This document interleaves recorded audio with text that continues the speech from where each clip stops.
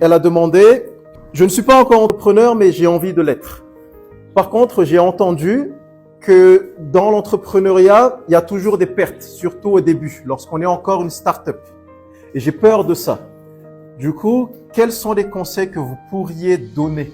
Le premier principe, c'est que tu investis seulement de l'argent que tu peux perdre. Ça, je ne cesserai jamais de le dire. Ça sert à rien d'investir ton loyer. Vraiment, même si avant ça marchait, avant il y avait des témoignages dans le genre « J'ai pas mangé pendant 3 jours pour monter ce business. » Mange. Deuxièmement, j'aurais voulu avoir ce conseil.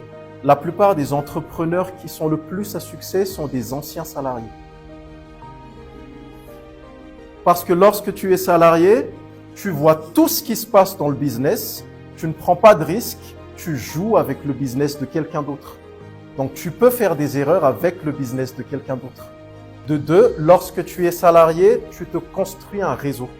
Parce que tous les salariés font partie de ton réseau. Peut-être qu'il y a quelqu'un qui connaît quelqu'un qui peut potentiellement t'aider. Et en plus, tu vois les choses en grand. Parce que toi, tu vas commencer ici, mais tu as déjà travaillé dans quelque chose qui est ici. Donc tu vois déjà les étapes que tu dois franchir. Si tu veux pas être salarié, fais des stages. Ça va te donner beaucoup plus d'informations que n'importe quelle formation en entrepreneuriat parce que là, tu es vraiment sur le terrain. Troisième point, le but, ce n'est pas d'être salarié. Le but, ce n'est pas d'être entrepreneur. Le but, c'est d'être épanoui avec ce que tu fais. L'entrepreneuriat, ma grande, c'est vraiment pas une fin en soi.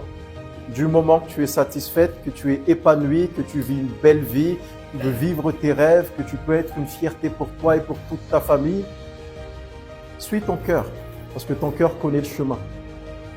Si tu décides d'être entrepreneur, l'entrepreneuriat, c'est comme la natation, c'est comme l'art oratoire et c'est comme l'amour. C'est en faisant qu'on apprend. Donc fais. Je vais rajouter une dernière chose.